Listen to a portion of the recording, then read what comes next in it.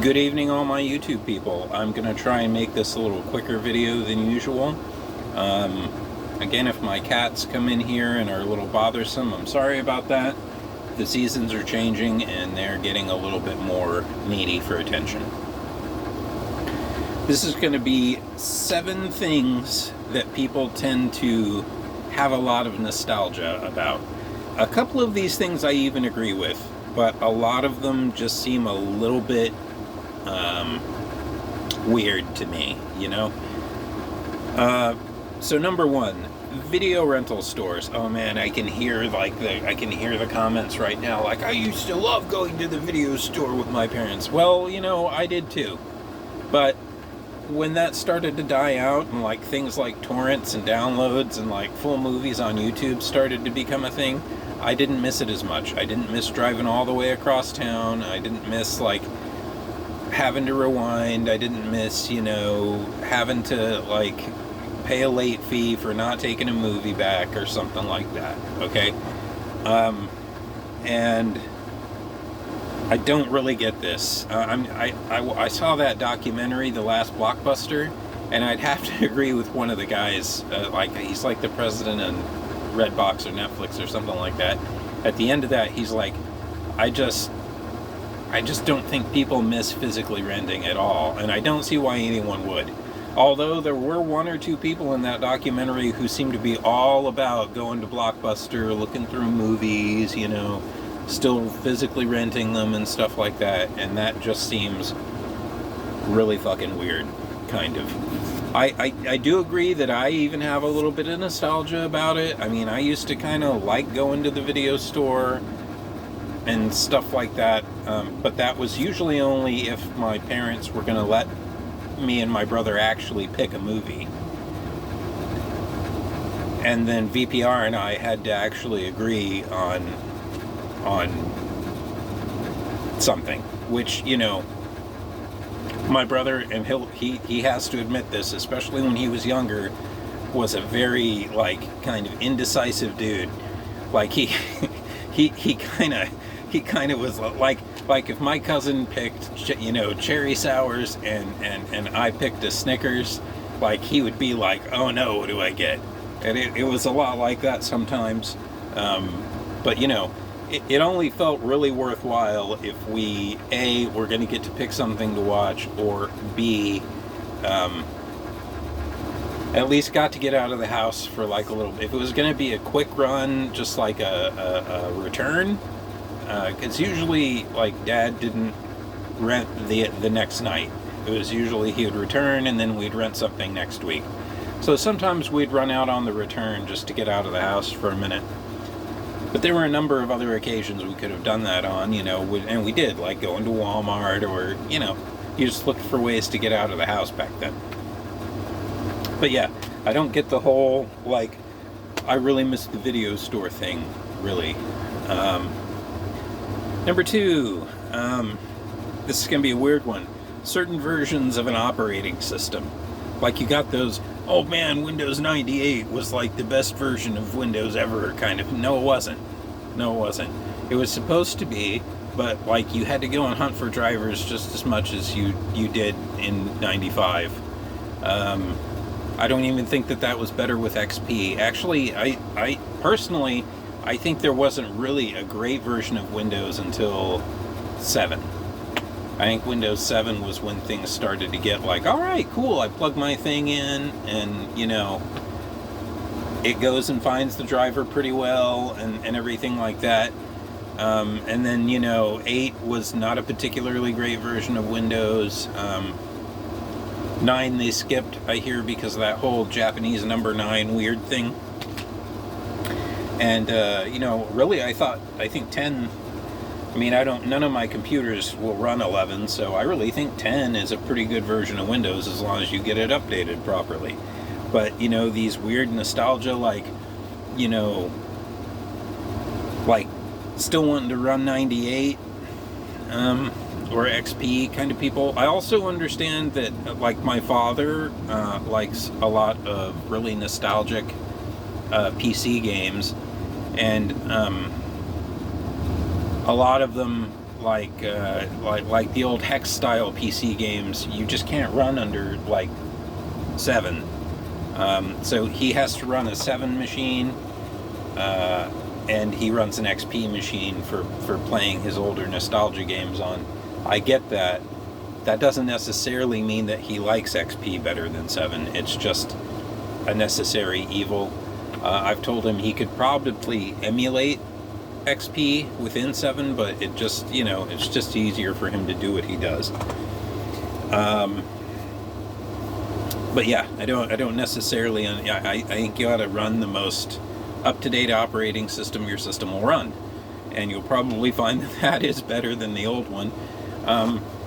I can't recall them now, but it does seem like there are a few features that have gone away here and there that I really liked about older operating systems, about the older versions, but at the same time, I seem to have done fine without them.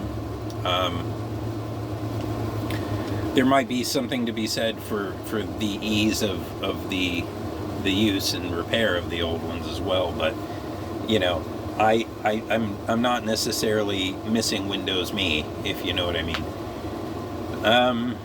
Number 3, certain convenience store chains. Sometimes in an area there's this agreement that happens between convenience store chains, like we're going to clear out and, that we can't operate in this area anymore. Well, in the RGV, in the mid-80s, I don't remember which year exactly, but it was somewhere between 84 and say 86 or 87.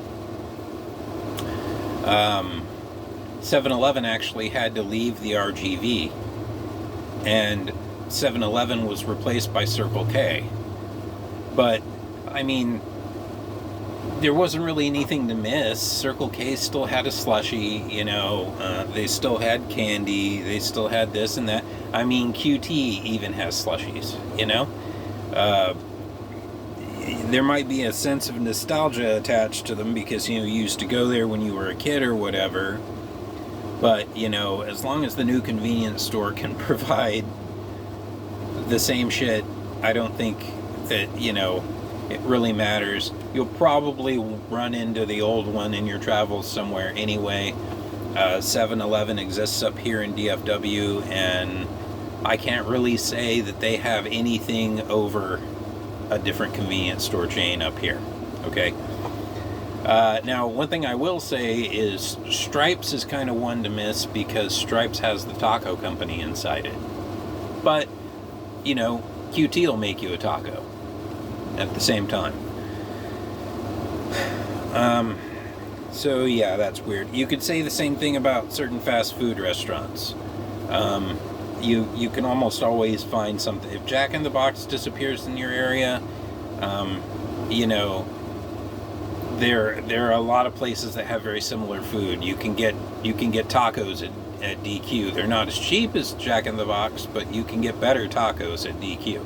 DQ actually has some of the best fast food tacos I've ever had. I think maybe better than Taco Bell. But even though it might sting a little bit, I don't think that there is anything to miss about certain fast food chains or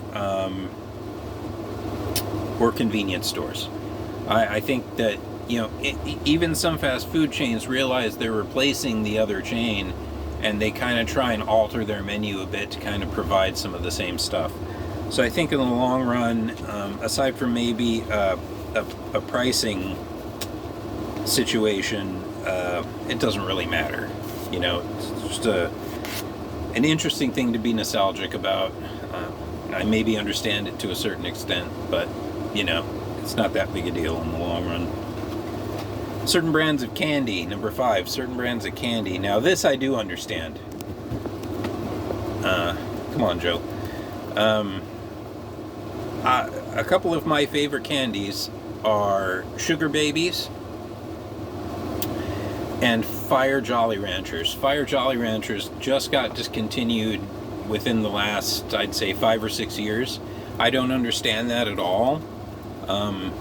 For a while there, it seemed like Jolly Rancher or whoever, Nabisco or whoever owns Jolly Rancher, really tried to promote those real hard. They had them on the end caps real heavy at the store I worked at and everything.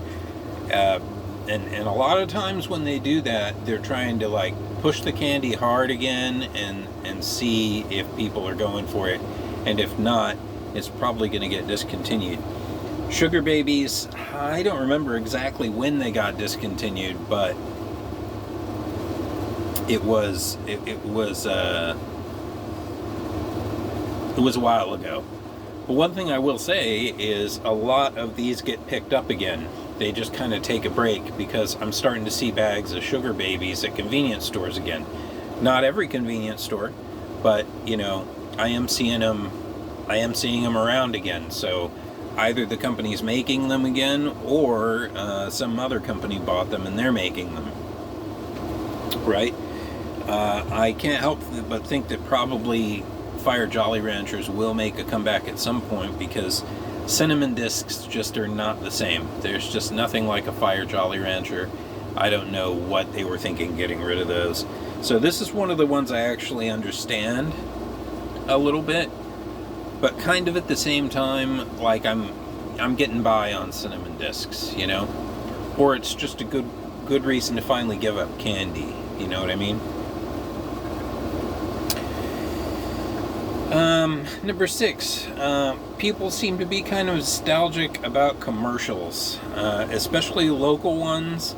Like in the Valley, we had the owner, manager, and janitor of some furniture place called Pete Lerma, and that was his thing. Hi, I'm Pete Lerma, owner, manager, and janitor of whatever. And that was kind of entertaining, you know, everybody knew who Pete Lerma was, right?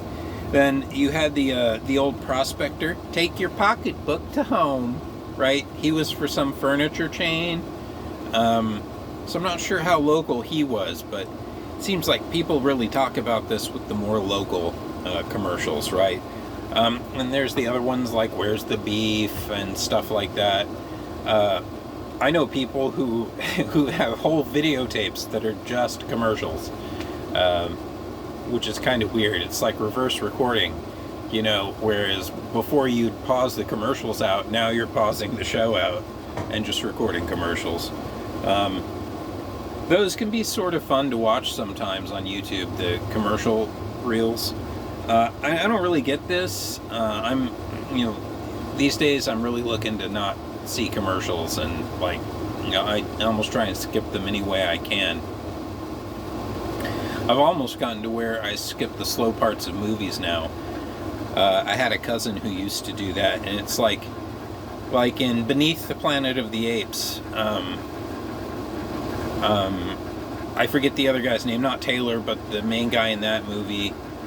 How much do you need to see him and Nova walk through that pipe? You get that they're walking through a pipe, you know? You can kind of skip to where they run into somebody, or something significant happens.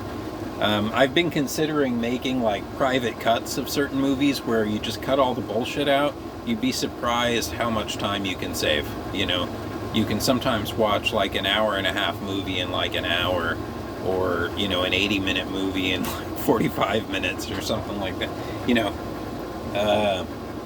So yeah, commercials for me just tend to really slow things down. And then the final one, number 7, old video game consoles. I kind of get this one too. There is a lot of nostalgia for older games and stuff like that, but I've almost universally found that when I play an older game, I get tired of it pretty quick. I think games have advanced quite a bit, maybe regressed in some ways, but you know, I don't need to really sit and play old school Double Dragon that much, or even Mario Brothers or anything like that. I kind of am not a big gamer, and even if I was, I think I would probably enjoy the modern games a little bit more. I saw an interesting video the company man did on Sega today, and how the Dreamcast flopped. And I remember playing my brother's Dreamcast, and thinking, man, like this system seems like way ahead of its time. So maybe I'm just kind of talking out my ass on that one, but you know, I don't really like, I'm not really like hugely into old PC games either. Like I find that I'll try and play King's Quest or Quest for Glory, and you know, it gets a little old after a while. I think you tend to grow out of that stuff some. But anyway, I'm gonna call it there. That is 7 things that people tend to be weirdly nostalgic about. Thank you for watching my video. Please subscribe and help grow my channel. Place any other ideas for videos that you guys might have in the comments, and I will try and get around to them. Sorry if YouTube removes your comment. They've been doing that with my videos lately. Anyway, have a good night and a good weekend. Thanks for watching. goemonronin signing out.